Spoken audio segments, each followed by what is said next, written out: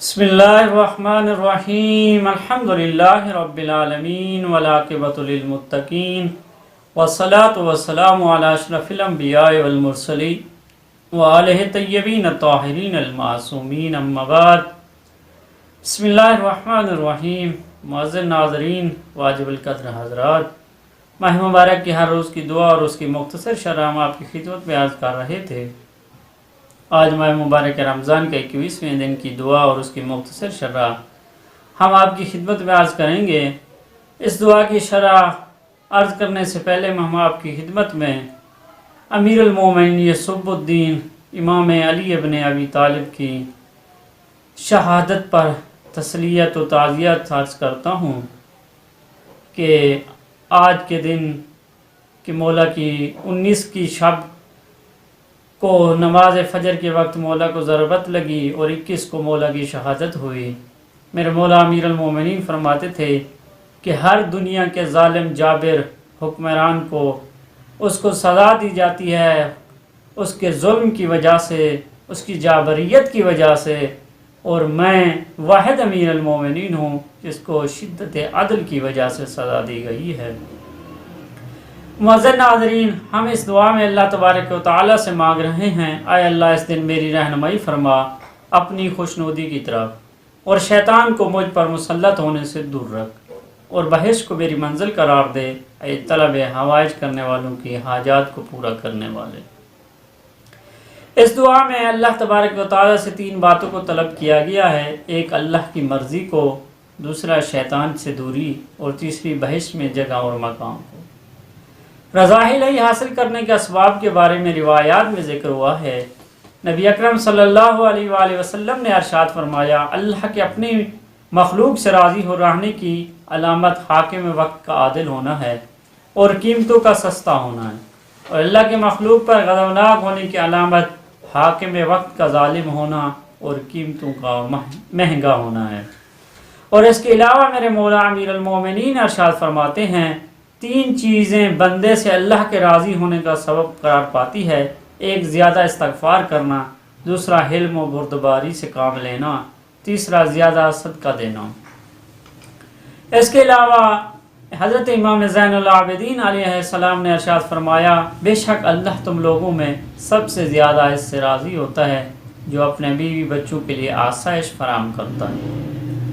دوسرا مطلب ہم نے شیطان سے دوری اختیار کرنے کے اسباب کے بارے میں عرض کیا تھا، جیسا کہ قرآن میں بھی ذکر ہوا ہے کہ اے صاحبان ایمان شیطان کے نقش قدم پر نہ چلو، اور جو بھی شیطان کے نقش قدم پر چلتا ہے تو شیطان اسے برے اور ناپسندہ کاموں کی طرف دعوت دیتا ہے، اور اگر اللہ کا فضل اور اس کی رحمت نہ ہوتی تو ان میں سے کوئی ایک بھی ہرگز پاکیزہ نہ رہ سکتا، اور بے شک اللہ جسے چاہتا ہے پاکیزہ رکھتا ہے، اور اللہ سننے اور جاننے والا ہے۔ اس میں جو چند چیزیں ہیں ذکر کی گئی ہیں، سب سے پہلے اللہ پر ایمان اور اس پر توکل رکھنا ہے، دوسری چیز عمل میں اخلاص رکھنا ہے، عمل میں جب اخلاص ہوگا تو اللہ کی طرف آپ پہنچ پائیں گے، تیسری چیز رحمت و فضل الہی ہے، اور چوتھی چیز کثرت سے دعا کرنا ہے جس کی وجہ سے آپ شیطان سے دور ہو سکتے ہیں۔ امیر المومنین نے بھی ارشاد فرمایا ہے کہ زیادہ دعا کیا کرو تاکہ شیطان سے محفوظ رہ سکو۔ شیطان سے بچنے کے اسباب خود شیطان کی زبان سے مولا امام جعفر صادق علیہ السلام سے نقل ہوا ہے کہ شیطان نے کہا کہ 5 قسم کے افراد پر میرا تسلط نہیں چلتا، ان کے علاوہ تمام لوگ میرے قبضے میں ہوتے ہیں۔ سب سے پہلا وہ لوگ جو اللہ سے مدد طلب کرتے ہیں سچی نیت کے ساتھ اور تمام امور میں اللہ پر توکل کرتے ہیں، ایک دوسرا وہ لوگ جو دن و رات میں کثرت سے اللہ کی تسبیح کیا کرتے ہیں، تیسرے وہ لوگ جو برادر دینی کے لیے وہی پسند کرتے ہیں جو اپنے لیے پسند کرتے ہیں، چوتھے وہ لوگ جو کسی مصیبت کے نازل ہونے پر شکوہ نہیں کرتے، پانچویں وہ لوگ جو اللہ کی جانب سے تقسیم شدہ روزی پر راضی رہتے ہیں اور رزق کے سلسلے میں پریشان نہیں ہوتے۔ میں ان 5 قسم کے لوگوں پر میرا کوئی تسلط نہیں چلتا۔ اب ہم نے عرض کرنا ہے شیطان کے انسانوں میں نفوذ کرنے کے کیا سبب ہے جس کی وجہ سے شیطان انسان میں نفوذ کر جاتا ہے۔ سب سے پہلے چیز اللہ کی یاد سے غافل ہونا، جب انسان اللہ سے کی یاد سے غافل ہوتا ہے تو شیطان انسان میں نفوذ کرنا شروع کر دیتا ہے۔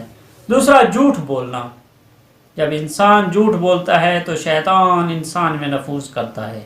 تیسری چیز، اپنے عمل کو بڑا اور گناہ کو چھوٹا سمجھنا۔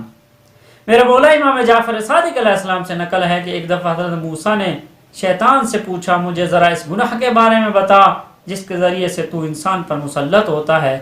تو اس نے جواب دیا، جب انسان اپنے آپ پر فخر کرنے لگتا ہے اور اپنے عمل کو زیادہ اور گناہ کو چھوٹا سمجھنے لگتا ہے۔ اللہ اکبر۔ دوسری چیز، اہل مسیت کی ہم نشینی۔ میرے مولا امیر المومنین فرماتے ہیں کہ اہل مسیت یعنی اہل گناہگار کی ہم نشینی ایمان کو مٹا کر شیطان کے حضور پہنچا دیتی ہے۔ اور اس کے علاوہ غضب، قضاوت و غفلت اور نامحرم سے تنہائی میں ملنا۔ امام محمد باقر علیہ السلام سے روایت ہے کہ شیطان نے نوح سے کہا کہ میں 3 اوقات میں انسان کے سب سے زیادہ نزدیک ہوتا ہوں۔ ایک، جب انسان غضب میں ہوتا ہے، دوسرا جب 2 افراد کے درمیان میں فیصلہ کر رہا ہوتا ہے، تیسرا جب کسی نامحرم عورت کے ساتھ تنہائی میں ہوتا ہے۔ یہ 2 مطلب تھے۔ تیسرا مطلب ہم کہہ رہے ہیں قرآن و روایات اور بحث اور اس کے اوصاف کے بارے میں۔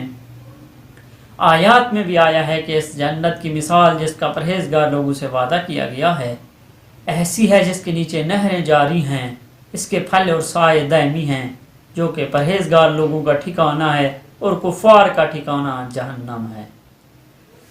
اور باقی جگہ پر بھی قرآن میں بھی ذکر ہوا ہے، ہم اختصاراً یہاں پر عرض کریں گے۔ اس کے بعد روایات میں آیا ہے کہ نبی اکرم صلی اللہ علیہ وآلہ وسلم نے ارشاد فرمایا، جو کسی بھوکے مومن کو کھانا کھلائے گا اللہ تعالیٰ اسے بہشتی پھل کھلائے گا، اور کسی پیاسے کو پانی پلائے گا اللہ تعالیٰ اسے بہشت اعلیٰ شراب پلائے گا، اور جو کسی کو کپڑے پہنائے گا تو جب تلک وہ لباس اس کے استعمال میں رہے گا پہنانے والا اللہ کی ضمانت میں رہے گا۔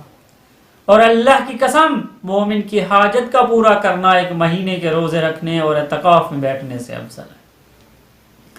ایک اور جگہ پر ہماری شیخ صدوق میں نبی اکرم صلی اللہ علیہ وآلہ وسلم نے ارشاد فرمایا، اللہ تبارک و تعالی فرماتا ہے کہ اے میرے صادق بندو، میری عبادت کے ذریعے دنیا میں نعمتوں سے سرفراز ہو جاؤ، بے شک تم ہی لوگ میری عبادت کے ذریعے جنت میں بھی نعمتوں سے سرفراز ہوں گے۔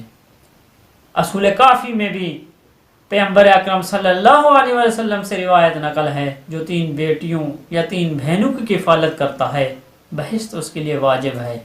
پوچھا گیا اور جو 2 بیٹیوں یا ایک کی کفالت کرے تو آپ نے فرمایا اس کے لیے بھی جنت واجب ہے۔ معزز ناظرین، یہ تھی ہماری آج کی مختصر سی شرح۔ ہمیں اللہ تبارک و تعالیٰ سے دعا کرنی چاہیے کہ اللہ تبارک و تعالیٰ ہمیں شیطان سے محفوظ رکھے اور اللہ تبارک و تعالیٰ اپنی عبادت کرنے کی ہمیں توفیق عطا فرمائے۔ والسلام علیکم ورحمۃ اللہ وبرکاتہ۔